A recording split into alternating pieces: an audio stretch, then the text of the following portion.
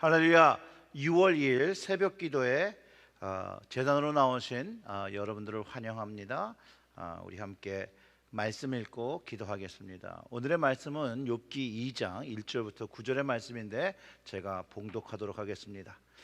또 하루는 하나님의 아들들이 와서 여호와 앞에 서고 사탄도 그들 가운데에 와서 여호와 앞에 서니 여호와께서 사탄에게 이르시되 내가 어디서 왔느냐? 사탄이 여호와께 대답하여 이르되 땅을 두루 돌아 여기저기 다녀왔나이다. 여호와께서 사탄에게 이르시되 내가 내 종 욥을 주의하여 보았느냐? 그와 같이 온전하고 정직하여 하나님을 경외하며 악에서 떠난 자가 세상에 없느니라.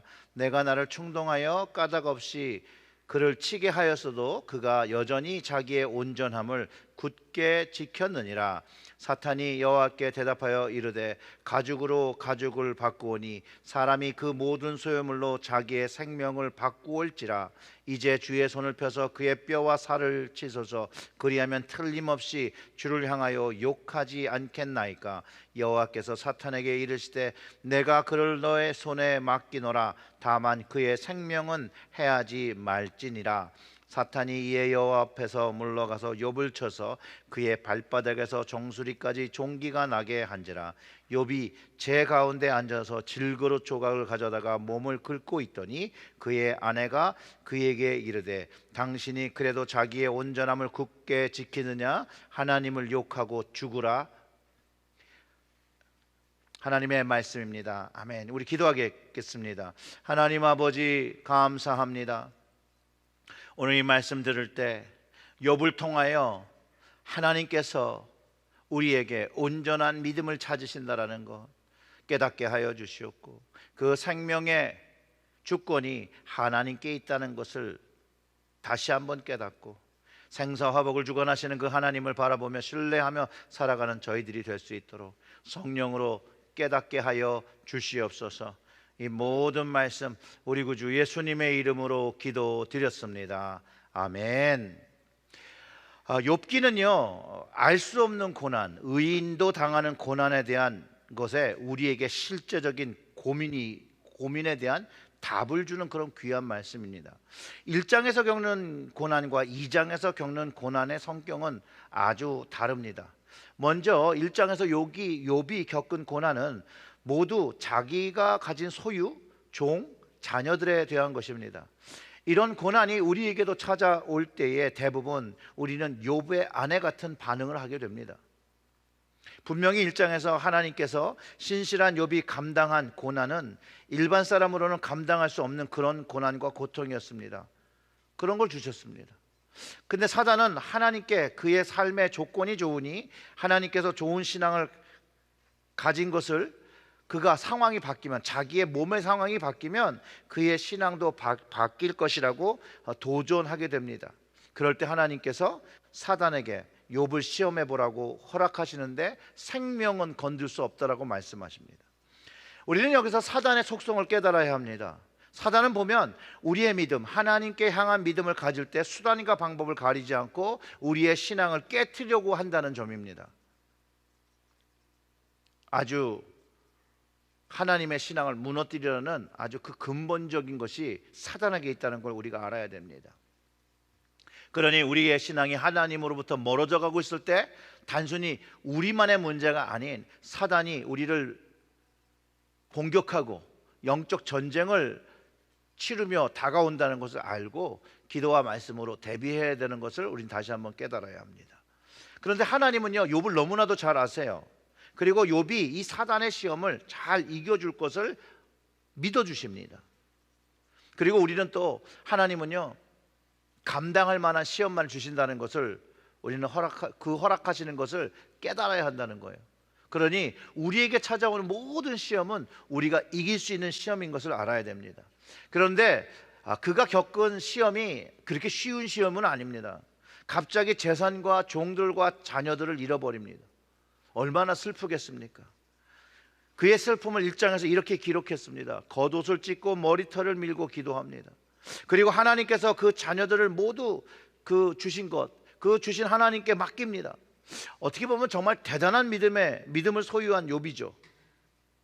그래서인지 하나님께서 그를 인정하시는 것 같다는 생각이 듭니다.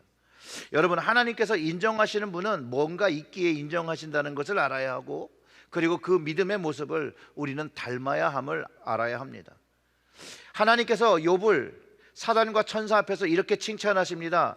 여호와께서 사단에게 이르시되 내가 내 종 욥을 주의하여 보았느냐? 그와 같이 온전하고 정직하여 하나님을 경외하며 악에서 떠난 자가 세상에 없느니라. 내가 나를 충동하여 깔짝 없이 그를 치게 하였어도 그가 여전히 자기의 온전함을 굳게 지켰느니라. 하나님 앞에 욥은 정직했고요, 온전했고요, 하나님을 경외했고요, 악에서 떠난 자였습니다. 그럼에도 불구하고 그의 인생엔 시험이 왔어요.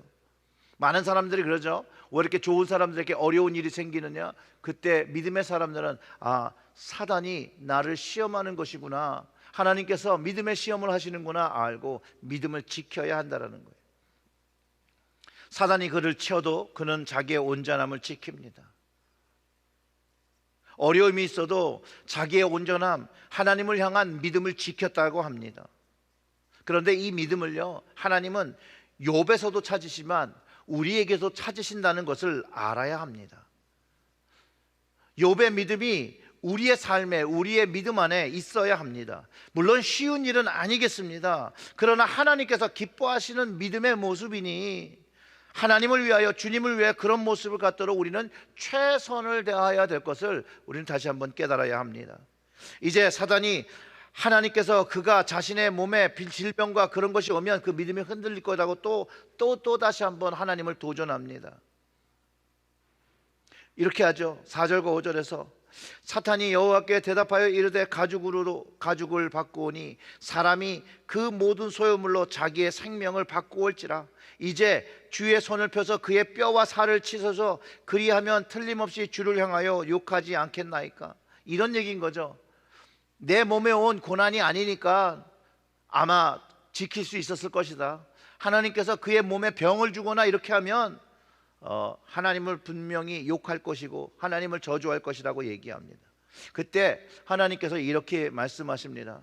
내가 그를 내 손에 맡기노라. 다만 그의 생명을 해하지 말지라.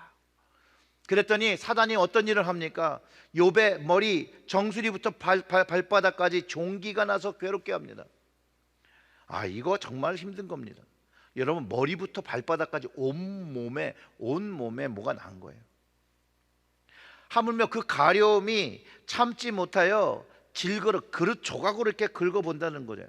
그 가려움을 참지 못해서. 그런데 제가 이런 피부병이 뭐가 있을까 곰곰이 생각해 보니까 건선이라는 병이 있습니다. 질병이. 근데 그 건선이 그래요.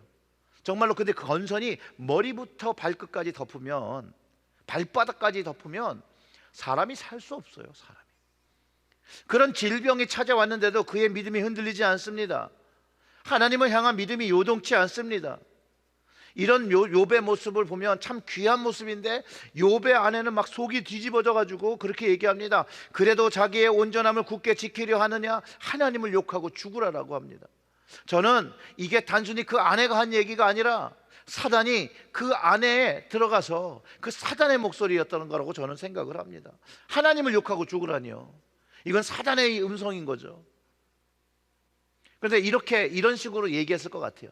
네 자존심 지키자고 그러냐? 애들이 다 죽고 가진 재산 다 잃었고 이제 몸까지 그런데? 하나님께서 당신을 축복하기 뭘 축복했냐? 이 정도면 저주다. 그러면 이런 것을 주신 하나님을 욕하고 죽어야 되지 않겠느냐? 이 아내는요, 욥의 신앙을 전혀 이해하지 못하고 있었어요. 욥은요, 그 고통이 간접적이거나 직접적이거나 그 믿음이 요동하지 않습니다. 어떤 상황 속에서 하나님을 배신하지 않는 믿음이 있고 하나님을 경외하는 그 자세를 가지고 있었습니다. 현실의 어려움을 뛰어넘는 그 믿음, 그 어려움을 뛰어넘어 하나님을 경외하는 자세가 어떻게 보면 하나님의 은혜를 입은 자녀들이 추구해야 될 모습인 것을 오늘 이 말씀을 통해서 깨닫게 됩니다. 10절이 있는데요. 그 다음에 이 아내에게 뭐라고 얘기하냐면요, 그가 이르되 그대의 말이 한 어리석은 여자의 말 같도다.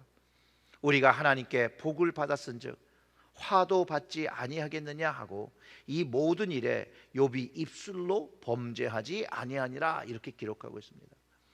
저는 이 욥의 모습에서 예수 그리스도의 모습이 발견됩니다.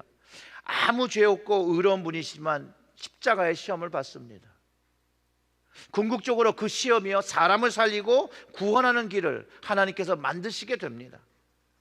그가 가진 믿음이, 욥이 가진 믿음이 바로 구원받을 그런 믿음이라는 거예요. 복을 받은 즉 화도 받는다. 이런 믿음의 삶의 태도를 하나님 앞에 가지고 있다면 요동하지 않는 신앙이 될 수밖에 없다고 저는 생각합니다. 여러분, 정말 우리가 좋은 것을 받기는 원하지만 정말로 나쁜 것을 받는 것이 하나님으로부터 왔다라고 인정을 합니까? 그렇지 않다라는 거죠. 그러니 우리의 믿음이 흔들리는 거예요. 그러니 우리의 믿음을 바꿔야 되는 거예요. 하나님을 향하여 경외하는 믿음을 가지고, 하나님을 신뢰하는 믿음을 가지고, 하나님께서 복을 주시기도 하시고 화를 주시기도 하신다는 그 하나님의 모든 계획을 믿고 인내하는 믿음, 그 믿음을 가질 때 우리는 요동하지 않는 믿음을 소유하게 됩니다. 사랑하는 성도 여러분, 우리의 인생에 고난이 찾아올 때 요동하지 마십시오.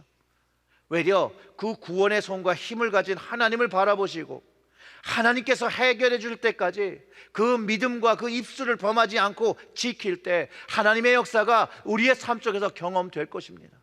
사랑하는 성도 여러분, 욥의 믿음을 배워야 합니다. 범사에 감사한다는 그 말, 그 사건 자체를 감사하라는 그 말이 아닙니다. 모든 상황과 환경 속에서 하나님께서 인도하실 거라는 그 믿음으로 하나님의 하실 일을 감사하는 것이에요. 이 감사를 우리는 배워야 합니다. 그리 아니하실지라도 감사하는 그 믿음을 우리는 배워야 합니다. 그래야 할 때 우리가 그 하나님을 믿는 요동하지 않는 믿음을 가지고 살아갈 수 있게 됩니다. 오늘도 하나님 앞에서 우리의 삶을 인도하실 하나님께 감사와 찬양과 영광을 돌리시는 여러분들의 하루가 되시길 주님의 이름으로 축원합니다. 아멘. 하나님 아버지, 감사합니다.